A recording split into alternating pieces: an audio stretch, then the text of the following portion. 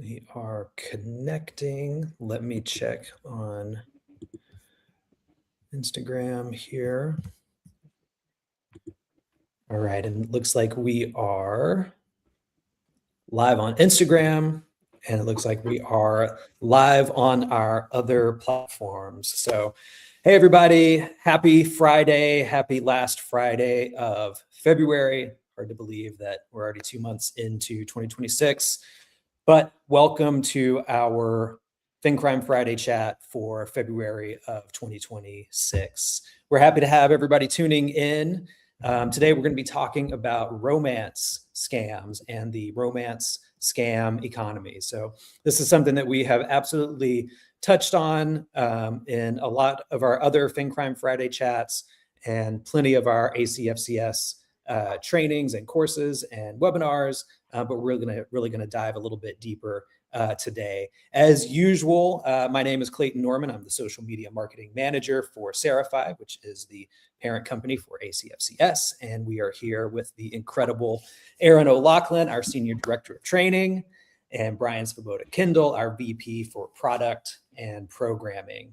Great to have you guys here as usual.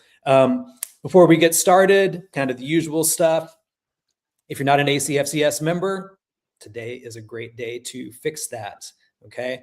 Investing in an ACFCS membership is one of the best ways that you can elevate your FinCrime and compliance skills and take your career to the next level, help you advance at your institution or in whatever type of organization you work for. You'll get access to hundreds of hours of training, exclusive events, networking events, getting plugged into a network of incredible financial crime professionals from all across the globe. And as usual, speaking of from all across the globe, if you are tuning in today, drop in the comments where you're tuning in from. We already have Kathy in the comments from Virginia. Kathy, it's great to have you. Love to see that representing the Commonwealth. And drop those in the comments there. Also, throughout our conversation today, let us know your questions, your thoughts, your observations, comments about anything that we're talking about, because this is a community. We are love hearing from you and your insights, the things that you see in your daily work at your institutions and your investigations. Those are really important to us, and we love to see those and hear them and talk about the insights that you can share with us on the topics that we cover. So, man, a lot of Virginia today. I've got Luis from Virginia, Patricia also from Virginia. Lots of East Coast so far. North Carolina. Virginia's representing. I was raised in Northern Virginia, so welcome, Virginia peeps. All right, yeah, seriously, come on in. Oh, and Chicago, so a little Midwest. I'm in Indiana, so just down the road from Alyssa. All right, great, guys. Keep those coming in. If you're just tuning in today, I know sometimes people don't jump on right when we go live. We are going to be talking about the romance scam economy. But as usual, before we jump into that conversation, we're going to cover some recent financial crime headlines. So, Aaron, we're going to throw this one to you. This is from USA Today. The headline is "Fake Romance Scams Are Rising. Here's how criminals are stealing hearts and savings." USA Today reports that romance scams are increasing in both frequency and financial impact, with criminals leveraging dating apps, social media, and increasingly AI-generated personas to manipulate victims into sending money or crypto. I'm having a hard time with my words today. Experts warn that scammers are using more sophisticated psychological tactics and payment methods, making detection and prevention more difficult for consumers and financial institutions alike. So, Aaron, where do we go with this? This was a tough one to read, because us being in the financial crime compliance industry, we see this all the time, right? We see the money going, we see the money coming out. We're always talking about fraud. We're always talking about the hardships of what happens to victims of these scammers and who fall victim to the scams themselves. And we're human, it happens. And another heartbreaking part of this is that there's more and more of our elderly community are being targeted because of their vulnerability status for a lot of different reasons. And this article alone talks about the median amount of money for an individual that's been taken is $2,000, approximately $2,000, and it sounds small when you're dealing in large kinds of numbers that we sometimes do in our investigations. But 2,000 can be a lot of money to someone. It's a lot to me. I know it is for me, and that's the hard part of hearing that. I'm actually going to put in a link here to all. I hope it goes to all, because this article, the USA Today article, actually links to the FTC site, and this FTC site has a fraud report to it, the FTC Consumer Sentinel Network, and it breaks down incredibly granularly, if that's a word, how the fraud report subcategories come out. And so you can take a look there at how much money is going through to business imposters, family and friend imposters, government imposters, romance scams, tech support scams. So it's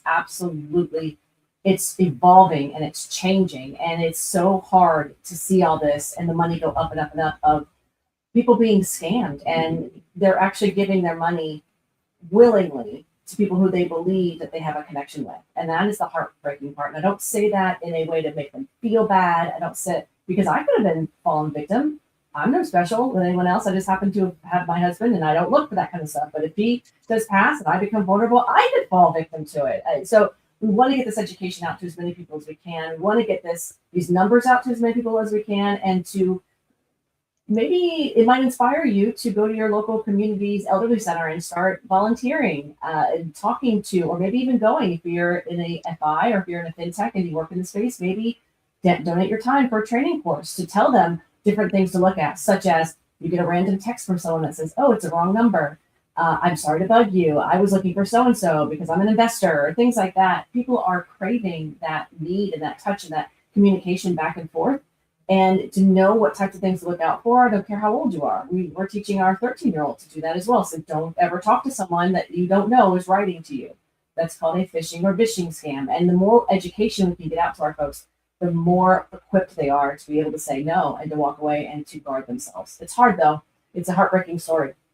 Gosh, I mean, that's one of the things that's just so seems additionally brutal and cruel about this type of scam, is that you're really preying on people's need for connection in those moments, or people who are very vulnerable, especially elderly, especially younger folks. Deara had a really good comment there, and I don't want to spend too much time, but the one question I always ponder is what interventions from family or close friends turn into missed opportunities. The elder populations are more vulnerable because they're lonely and love to talk to people, and they like to invest and try to make their dollars stretch, which, I mean, clearly those two things where people are vulnerable in those aspects. I don't know, any thoughts on family and friend interventions? Family or close friends turn into missed opportunities. So I'm not sure if I understand that correctly, but I think I talked a little bit about maybe talking to your elderly, family members, going to that senior center nearby, and getting that kind of information out to them. I didn't even realize I was addressing that, and VR put that on there, so that's great. And they are vulnerable. So I'm not too sure what missed opportunities means. Maybe they're saying something and that we're not catching on to it. That is so like us humans.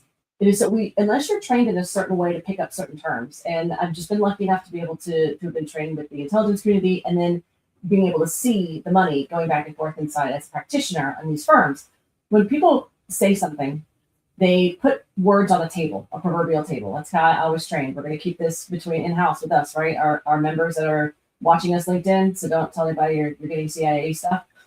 But I was trained that when people say things, say words, they put things and items on a proverbial table. And if you don't pick that item up in your head and you're watching and you're looking at them, you don't pick it up and you examine it, or you ask further questions about it, you become curious about that object in your hand, that box in your hand that you're picturing in your mind, that is a huge missed opportunity. For instance, my mother-in-law could say something like, I wish I had someone to talk to as well. Or she hasn't, I'm just using this as an example. Or my own father. So my parents are both still alive and they're married, but if he wasn't, and he made a comment to me about it, constantly think to yourself, what did they just put down on the table for me? What can I pick up? And when you start asking more questions back to people, you get more information back to you. And that's one thing that you can take away. That's not in a spreadsheet. That's not in a transaction. That's not in a red flag. That's not in a device fingerprint. It's your interactions that you're having one-on-one. And I know we don't normally talk about that because we're not experts in it, but I do want to put that out there. That was a great question for the missed opportunities. Great stuff.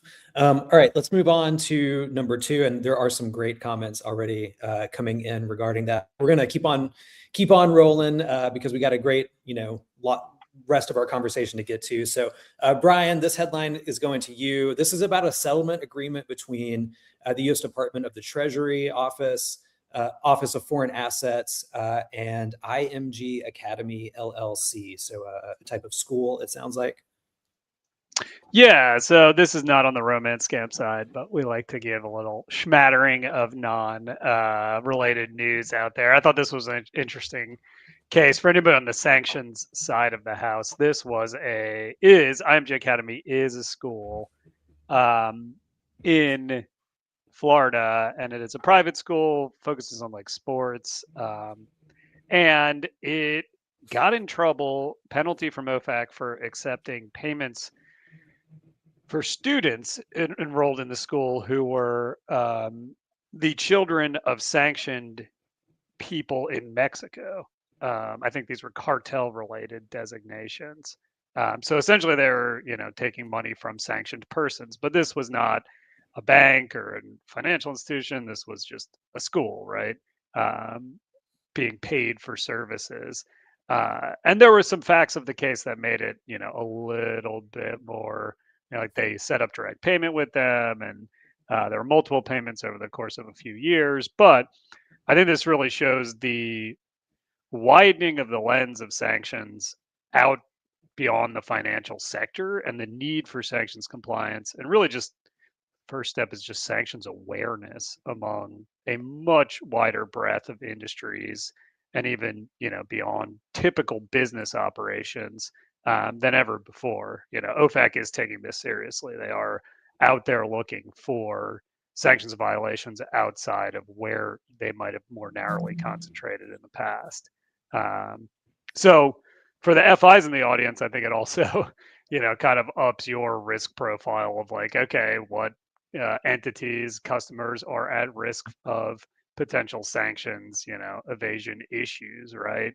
It's not even your typical customer portfolio that might run afoul of sanctions evasion issues at this point. So both, the business sector as a whole and potentially the financial sector need to think about this issue more broadly than they have in the past.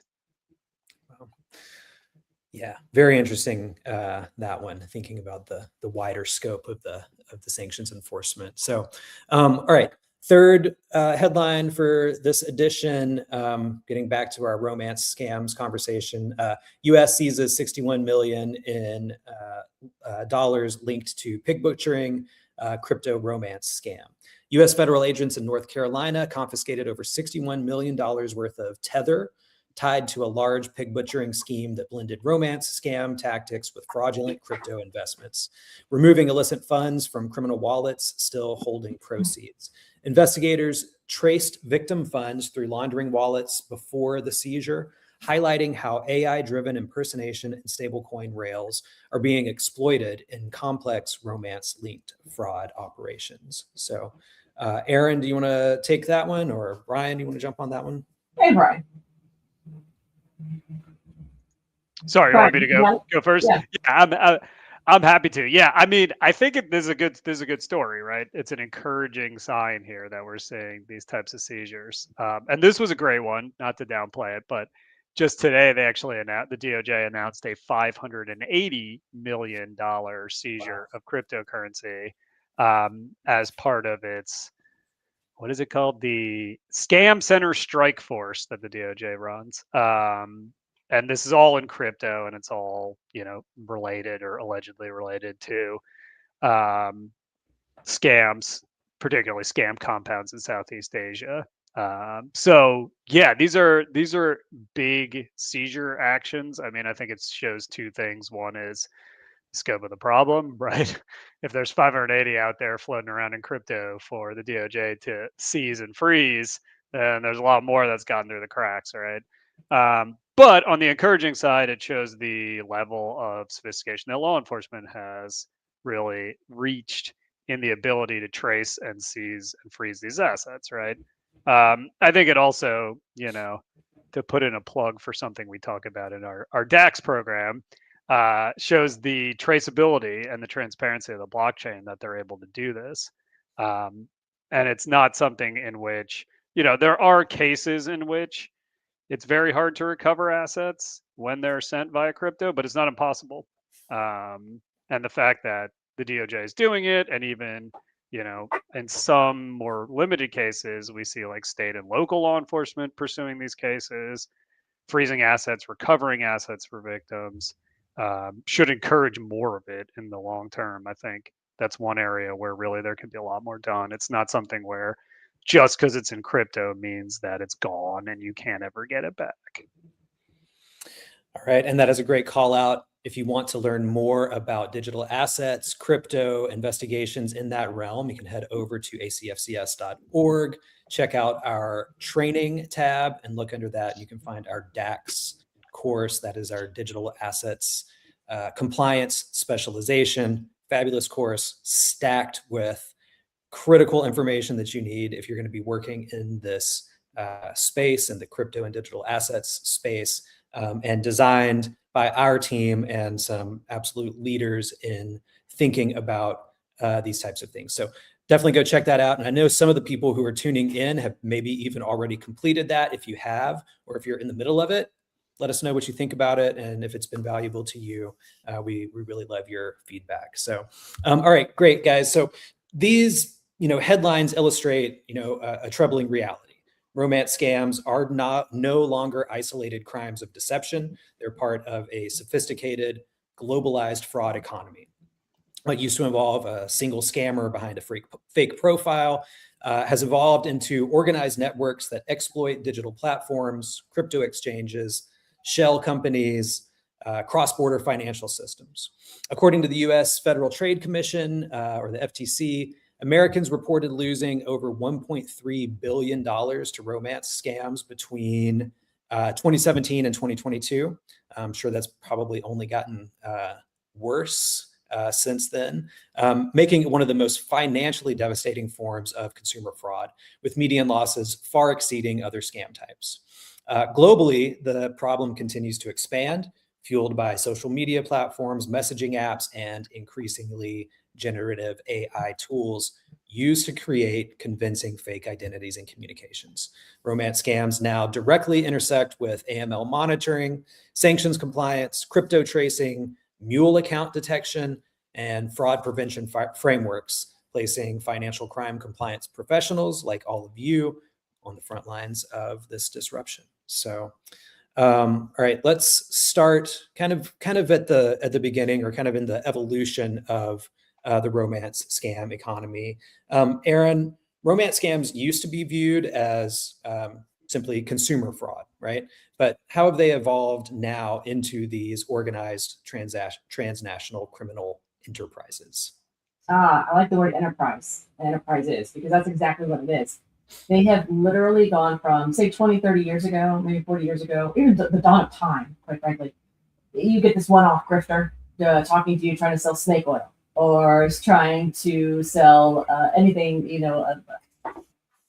beachside property in Arizona, that sort of thing, that kind of grifter. Now it is, gosh, we're seeing literally scam compounds, which means labor and management. They've industrialized the fraud ecosystem, making it a full operation. It's a national security threat. It is a business model. So a lot of these romance and relationship investment scams, they're run out of the large organized operations, the scam compounds, the forced labor, and human trafficking. So they're bringing in all sorts of different other types of criminal typologies into one huge, large business model. And of course, we've give another shout out. We've been doing this a lot lately, to Erin West and her work on exposing these the physical compounds themselves, as well as, I think somebody said in the chat, GASA, G-A-S-A, the Global Alliance. Gosh, please let me know. I forgot. I'm having a menopause brain cramp on the Global Anti-Scam Alliance. Yeah. Thank you. Didn't want to disrespect anyone. Global Anti-Scam Alliance on that one, doing a fantastic job putting a spotlight on this. They also have a criminal supply chain. So they've really gotten down to a business level, saying one group leads, say, the social dating apps, another group leads the grooming, and they have training classes for that to teach these captives, the trafficked people, how to talk to folks, how to talk to the potential targets. They have another who launders the proceeds. They have a full division of labor. They have global payment rails about what they know they can use quickly. And the fact that the word quickly comes in there, our technology evolves and we get excited about it. Oh, now I can just go on my Zelle, or I can go on my Venmo, or I can go on my whatever. I'm not calling them out for any bad thing. I'm calling them out for a good thing. We're advancing in our technology, and that's what we're supposed to do as humans. But with that, if it's a good thing, then it's going to be a bad thing with it as well. And they've taken full advantage of the loopholes they can get into. They can work around. They blend in these investment scams. So you've got labor trafficking, human trafficking. You've got a criminal supply chain, and you've got fast targeting with these fast payment rails. I mean, it is a whole.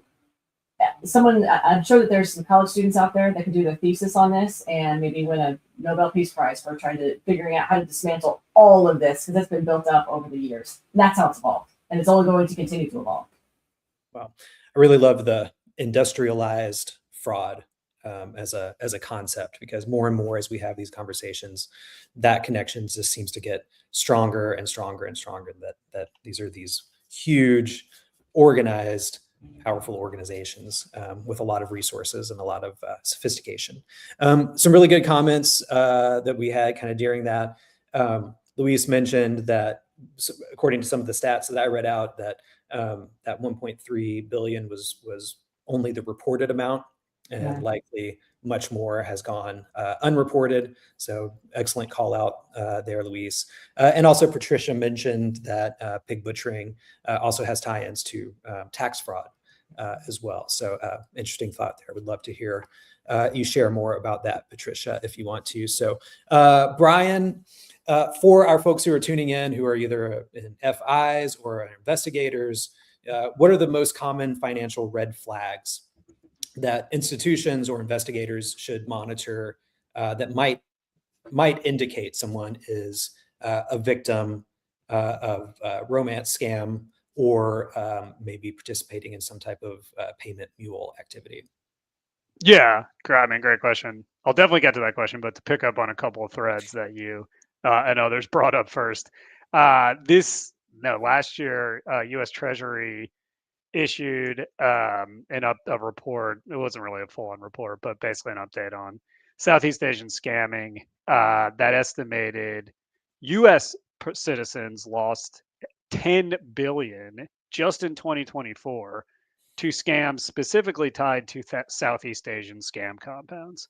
So we're talking 10 billion for just Southeast Asian scams, not the full spectrum of scams. So I know your numbers were from a couple of years ago that we talked about originally. Shows you how the problem has massively expanded. And if anybody's been following this, I know we've talked about this quite a bit. And you might have seen like Cambodia's recent crackdown on it. Myanmar's military government recently blew up KK Park, which was one of like the original and maybe one of the most notorious scam compounds out there. So you might think like, oh, okay, they're getting a handle on the problem. And I think there have been some positive trends in that direction. But I think, if anybody's familiar with like the balloon effect that they talk about in drug enforcement, when you have a highly lucrative illicit economy, when you squeeze the balloon on one end, it's going to pop out on another end, right? And we're seeing that happen here with the people who, some of these people are trafficked. Increasingly, it seems like there's a trend to hiring folks and advertising things like full human rights in the scam compound. But where for some of these compounds that are getting shut down, there's other compounds popping up to recruit them, right? So as some see their business model get smashed, others see an opportunity to get a pool of scammers. So it hasn't gone away by any means. In some ways, I think it's decentralized slightly, but they're still building massive scam compounds in other locations.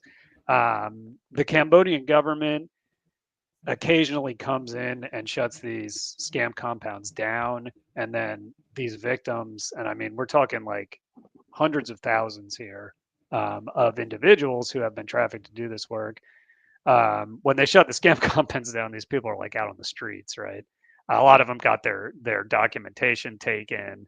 They have no passport. They're like stuck, and there's really not a whole lot of assistance for these folks.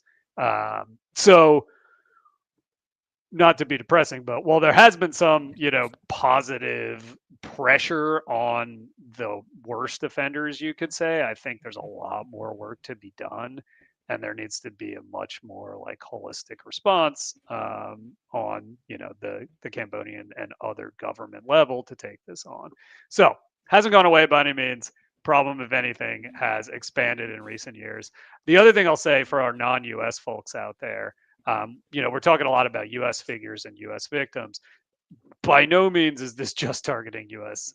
Persons. In fact, a lot of the scamming has actually gone outside of the U.S. to target. I mean, it really started targeting, like pig butchering started in China way before it ever came to the U.S. And targeting Chinese persons, I should say, way before it came to the U.S. and continues to target persons throughout the APAC region. One of the most lucrative scams right now, beyond the romance scam, is what you could call like the police impersonation, sometimes referred to as the terror scam, because they try to scare you, and that's primarily targeting Indian persons. And I read one stat before this call that in the past 6 years, 6.3 billion has been scammed from Indian victims by primarily Cambodian scam compounds, who in some cases are also doing double duty on romance scams and others. And that's a huge figure for India, where you think that the average, the median income, the median net worth is like way less than the United States, right? So this is a serious international problem, and the victims go way beyond U.S. persons. And India right now is getting hit really hard by the romance scam, the terror scam, etc. So, red flags. On to your actual question, Clayton, on red flags. Yeah, I don't know that they've changed all that much. One of the big trends has been the use of stable coins. So if you are in the crypto space in particular, and you see folks who are opening accounts, buying stable coins, particularly as Aaron mentioned, from certain demographics like older adults are still probably the most frequently targeted. However, I've seen estimates of anywhere from 11% to 20% of romance scam victims are actually in the 18 to 44 demographic. So there's a huge chunk of younger people. I'm going to say 44 is still young because I'm under that threshold. Younger people who are targeted for romance scams as well. So, in the crypto space, like monitoring for crypto usage, like unexpected crypto usage, rapid spikes in crypto usage, small purchases followed by larger purchases, followed by larger purchases in a certain demographic in a certain time frame, like that could be a red flag. On the traditional financial institution side, it's not that different. The volume and velocity is still going to be very relevant. Anytime you see liquidation of like what should be a long-term investment in a shorter period of time, you see a lot of movement of funds into an account that are coming from retirement accounts or coming from sales of stocks, bonds, etc., from somebody that doesn't have a past activity history of that. They could be at retirement age, they could be paying for their grandkids' education or whatever, but that is also potentially a warning sign coupled with other factors. So, it's a lot of the oldies but goodies that are going to help you out here. In terms of like new typologies, I think we'll get into that separately. But I think the biggest one has been the shift to stable coins as like the primary or one of the primary ways to collect money. Crypto was always popular, but it was Bitcoin, maybe Ethereum, maybe certain privacy coins. Now a lot of it is going Tether or like USDC, but I would say primarily Tether, USDT. Great. Good things to be on the lookout for. If you want, again, just going to plug DAX. If you want to learn more about stablecoin and some of these things that Brian just mentioned, the DAX specialization program is a great place to get started. Also, Oliver just joined us from the Dominican Republic. Oliver, it's great to see you there, buddy. And Luis also mentioned pass-through withdrawals to DEXs for crypto as well, in terms of some of the things that Brian was just talking about. So All right, let's jump on to the next one. So, Aaron, we're going to toss this one to you. How are romance scams linked to larger typologies like pig butchering, crypto investment fraud, and human trafficking within scam compounds? Mm. We've touched on some of that already, but maybe just tie them together a little more for us.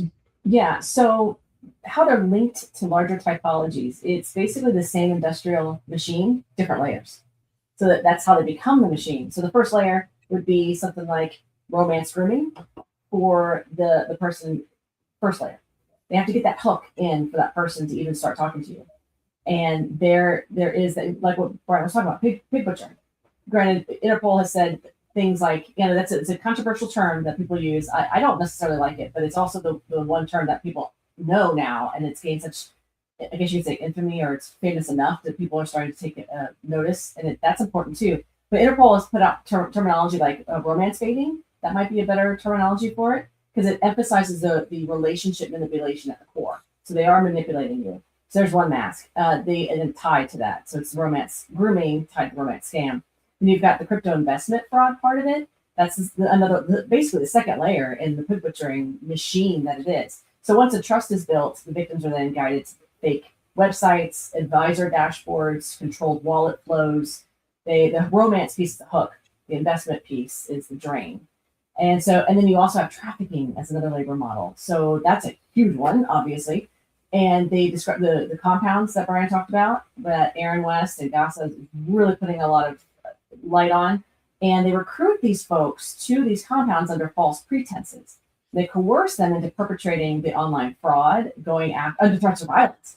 So we've been seeing OSINT search. You can just go on Google and see if you can find any articles about, which I'm sure you can, because I've seen and heard the interviews that are out there of folks being beaten, sleep deprived, food deprived, assaulted, sexually assaulted, the whole thing. And if they don't meet their quota, or if they don't do certain things that they're told they need to do, but they were there under false pretenses. And that's where they get you in the compound. They take their passport. So you've got that layer of it too. So I think I've said it before in one of our other LinkedIn Friday chats. On Hulu, there's a show called Trafficked. It's fantastic. I don't have a stake in it. I didn't do anything with it. I have no commission on it whatsoever. But I love the show. Every episode has a different kind of crime that they're chasing, they're going after. And I can't remember the woman's name who does it. She's the reporter or the investigative journalist. She has a scam compound episode. And she talks to folks who are there now, who are either running it, or they're a manager, or they're one of these scammers that are talking to folks online. And I don't know how she was able to get to talk to them. They might not be in that compound, so I have to go back and watch it again to see how they were able to at least get these people that they were able to get sitting down with them. Their faces are covered, but they talk about how they don't have any other choice because they're poor. They're completely destitute, and they need money too. So there's a lot of different layers that go into this. That Trafficked show on, I watched it on Hulu. I think there's other places you could watch it on. That's a really good one to see the human aspect to it. Yeah, that's with Mariana von Zeller. That's it. Thank you. Great show. It is very good. Another really good comment from Patricia about kind of following up on the tax fraud piece was, one aspect seen in pig butchering tax fraud is evidenced by the fraudster requesting their online girlfriend or even ex-wives or girlfriend to provide them with their ID.me info so they can log in, file their taxes in their name, telling their person they'll also financially benefit if they provide the info, and they tell false info about the benefit that they will receive. So wow, just another great example, thanks Patricia, of kind of how complicated and intricate these types of scams can be. Okay, and I think let's move on to next question. We hit on this a little bit before, but Brian, let's talk about the role of crypto exchanges, stable coins, and decentralized finance platforms in laundering the proceeds of romance scams. Yeah, definitely. I think we got into the stablecoin piece of it, and Aaron did a nice job of kind of giving you the flow of funds. But yeah, I mean, it definitely is heavily, not exclusively, but heavily done via cryptocurrency. So you'll find the occasional romance scam that's still bank transfers or even, money transfers via Western Union or other MSBs. Gift cards, definitely still a factor, purchase of directing victims to purchase gift cards. But I think the primary lever that they're pulling still is cryptocurrency. In terms of, how it plays out, definitely fake investment platforms are brought in. A lot of times these, in terms of like trends in the space, there are some indicators that awareness, I think, is both working and not working. Like our messaging, I think, has failed pretty hard on pig butchering, and our efforts to, like, get the word out there. Um, but that's maybe a separate conversation and a separate question. Regardless, in some ways, I think people are more aware of it. But that hasn't necessarily translated into less loss. It's just translated into slightly more hoops that fraudsters have to jump through in certain circumstances. So definitely a lot of like what are sometimes referred to as wealth showing tools will be used in fraud schemes, which is a lot like in some cases AI powered platforms to generate anything you need to convince a victim. Could be a fake investment portfolio or a screenshot of different banks, Coinbase accounts showing the crypto holdings, etc. In some cases, it's like fake plane tickets or other things to convince them that you're going to come visit them in the romance scam context.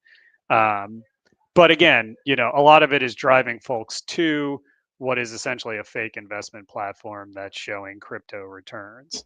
In other cases, it's like an AI driven algorithmic investment platform. Oh, we're going to use AI. If you give me the money via crypto, I'm going to transfer it into, this commodities investment tool that's going to use algorithms to buy gold or something. In any case, it gets to the scammer via cryptocurrency, and the flow of funds from the US and from a lot of other locations is often through a registered exchange. They're directed to open an account at an exchange, link a bank account to it. All of this is legitimate, right? There's nothing wrong with doing any of these steps. But then the wallet address that they're being asked to send it to is obviously controlled by the scammers.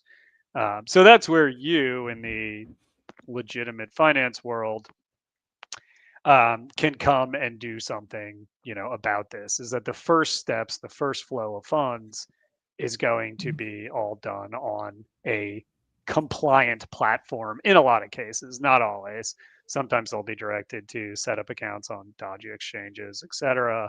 But a lot of times it is all just, legitimate, compliant financial sector, whether it's crypto or fiat. In terms of how the money laundering plays out, yeah, I think Luis made a great comment about the use of decentralized exchanges or platforms to do swaps between chains. Partly it gets it into potentially another type of coin that they might want it in for various reasons to sell on an exchange. Partly it might be to attempt to break the money laundering trail. So moving it across chains can make it harder, not impossible, but harder for investigators to follow. A lot of the, like cash out is still going through, for example, OTC desks. Some of them are located in Hong Kong. That was typically historically like a major destination for pig butchering funds was OTC desks that would accept the crypto and transfer it back into fiat. More recently, I've seen some coverage of like transfers back and forth for money laundering. So it'll go from crypto into fiat, back into crypto, and then eventually and the crypto will then be transferred to primarily gambling sites, crypto gambling sites, where it'll be washed at the gambling site another time before finally being cashed back out into crypto. So connections to gambling sites, and like if you're a crypto company and you have this blockchain analytics, you're able to see, even if it's like a couple hops, the coins are a couple hops removed from it, that could be a potential indicator of pig butchering or romance fraud activity as well. All right, gosh, and we're getting so many great comments here. So, Clayton, yes. can I? Sorry, I usually never try to do this to you because you're so professional, and I'm not. I really would love to address what Rochelle just wrote, and I love what she wrote about the young graduates targeted through fake job advertisements and lured with promises of tech and remote work opportunities. By the time they realized they were being used to run scams targeting wealthy individuals in the U.S., many said they felt it was too late to back out. Some admitted they desperately needed the income in an already struggling economy. I have such advice for you. Rochelle and others, if you're overseas, please take this and proselytize it to whoever you know, put it out on social media. There are legitimate overseas work programs, and they're usually sponsored by either the consulate or the embassies of those particular countries. So if you're a Thailand gentleman and you want to go work in Cambodia, you want to go work in Riyadh, or you want to go work somewhere else, in another country, my biggest suggestion is to go to the consulate or the embassy in your country, your locale, take the remote job placement with you and ask for any information that you have on this particular job. Do they know? Usually the embassy personnel or consular personnel, they know what's going on in their own country, and they can give you information on, oh, we've seen this before, or they give you advice. Now, they're not going to be held liable in case it is, because they're not perfect, but it's one of the first places to go to, because there are legitimate work overseas and work abroad programs. The United States State Department has one.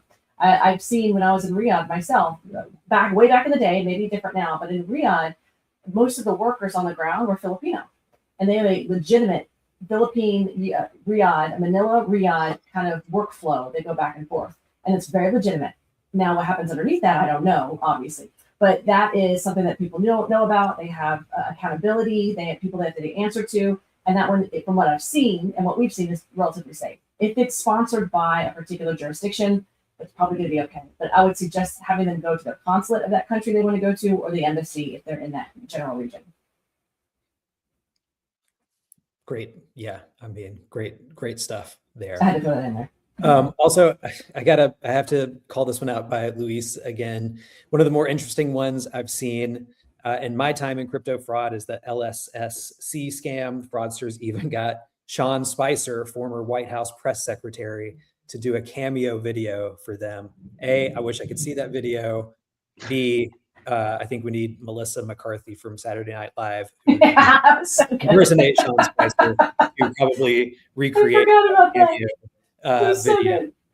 video. Yeah, I mean, it just goes to show like how far-reaching and how almost anybody can, in some way, be manipulated by these very elaborate scammers. So, as usual, we have a ton more questions that we didn't even get to, and we are pretty much here at time. So I want to give both Aaron and Brian a minute or two here to just kind of final thoughts for today on romance scams, what our followers, what ACFCS members need to do. Yes, Luis, if you can drop that in the comments on LinkedIn, please do. We would love to see that. I think that would be great to check out. But Brian, let's start with you. Like, to kind of wrap up, what should our members and our followers be looking for, and what in the coming year do we kind of need to be aware of in terms of the development of these types of scams? Yeah, well, just to piggyback on this, the whole lightning shared scooter thing, LSSC, that was an interesting one because I think it ties into some of the trends we're seeing in the wider fraud landscape, including romance scams, right? Number one, using like celebrities and trusted endorsers, whether real or fake, using deep fakes. But there was a physical component of that too. It's like the fraud scheme essentially was investing in this electric scooter company. And you could get in and you could get like a share of, the company, and you could get certain number of scooters. And as people rented them out, the money was supposed to go back to you. But there's a physical component of it where they actually made scooters. They actually had scooters. They actually, some places in some locations, people involved in it or people tricked into it, like open physical locations. And that aspect of it also is seen in like the romance scam economy more and more. There are service providers, Aaron mentioned that this is like very much like a fraud as a service industry now. There are service providers who specialize in providing physical gifts for your romance scam victims. So if you need to send somebody in Miami like a Labubu, you know, or bring somebody flowers in New York City, and you're located in the you know, Cambodian scam compound, there are people who specialize in that, and they're active on the fraud forums, the watering holes, the guarantee marketplaces where these people congregate, and you can go find them. So you're communicating with somebody, and they're like, "Oh, Valentine's coming up. What are you going to get me?" You jump over to the scam forum. You're like, "Hey, I have a scam victim in Salt Lake City. I need to get them this. They like this." Boom, they take care of it for you. Um, Same thing with actually showing up in person. Believe it or not, there are services where you can get somebody, a US person, you know, like seemingly legitimate person, to show up, be like, "Oh, I'm part of his medical team and he can't make it," right? Like, yeah, you know, like he does actually have cancer or like whatever. "Oh, I'm his uncle and he's stuck on the oil rig." Like, increasingly, there's this old school con man aspect to it that migrates off the online platforms that people are, in some cases, increasingly suspicious of. But back to the point where we kind of started, of like, what are the missed opportunities in communicating with folks? I think where we failed a lot of times is thinking that we can come at this problem with logic and reasoning. Romance scams are inherently about emotions, right? It's in the name. And what is more powerful in your experience? Is it love and the promise of affection, or is it telling somebody that this article says that it's fake? You know, come on, you know, we come at it trying to get in people's heads and be like, "Come on, you got to think about it. Aren't you thinking about it? It's fake." They're not thinking about it. And you know, when you get into that situation, you're not thinking about it either. You're operating on your emotions and your gut. That's so much more powerful than your head. And to put in a plug for FinCrime Skills Summit, this is actually one of the things that we're talking about in the very first session with Becky Holmes, who wrote a book called Keanu Reeves is Not in Love with You. And it's about, you know, how we need to change our mindset about romance scam victims. She herself, you know, got targeted by romance scammers, went through it and was like, "What happened here?" Right. And she likens it in part, I'll give a little bit of a sneak preview, to domestic abuse victims, right? You don't tell a domestic abuse victim like, "Oh, it's not logical. You got to think about it." You know, that would sound crazy, but you would tell a fraud victim that. Um, and it's not, I don't think it's the right way, you know, I don't think that is necessarily the right way to approach it. So, in terms of how to talk to people and how to quote unquote convince people, I don't even think it's about convincing people, right? We need to take a step back and create more of the emotional space for people to feel safe and trusted and heard, to allow them to come to us, you know, whether it's in our own family or as a financial crime compliance industry, right? Um, and that's not easy to do. That's really, really hard to do. So I don't want to, you know, it sounds, you know, simple to sit here and say some stuff. That's extremely hard to accomplish. But I think we have to start by changing the mindset about how we approach it and get away from the sort of like fact based, don't click, don't believe the fraud messaging that we've been using, because I don't think it's working that well. Man, that is, I think that's right. Aaron, what are your final thoughts? The heart is stronger than the brain, is what you're saying, Brian? Yeah, I love that. And we're having Becky at FinCrime Book Club as well. She's going to be going over her book. So I'm excited about that one. That's later in the year, though. You mean, what are my thoughts besides wanting to just go off the grid and go into a mountain with my husband, just creating log cabins where we don't talk to anyone or see anyone anymore because nothing's real anymore? You mean besides that? Oh, okay. Nothing's real anymore. You've got to question everything. Basically, education. That's why they're here. That's why folks are here on this. That's why they're members. That's why they're trying to figure out how to stop this from the transactional perspective and then get the words out to those that are most vulnerable, not just the elderly. It's, gosh, our teenagers, our young people as well. You know, the demographic, as Brian said, 18 to 40. That's a huge swath. That's basically all of us. It's all of us who are wanting to find a relationship, to find love, find that hook for us, because that's a human need. And being able to pick up off the table what they put down and asking more questions, that could be a safe space to say, "Oh, you've met someone. What are they like? Did you meet them?" Not in a peppering them, and then learn in your own type of way how your own style can be for that person to have that safe space, to be able to say, what do they like? Tell me, I'm excited for you. And then you're showing them that you're bringing them in. Now, if they're a stranger and you're at a senior center, that might not be something you can do, but you can learn on your own to say, how can I practice picking up what they put on the table and asking questions about it?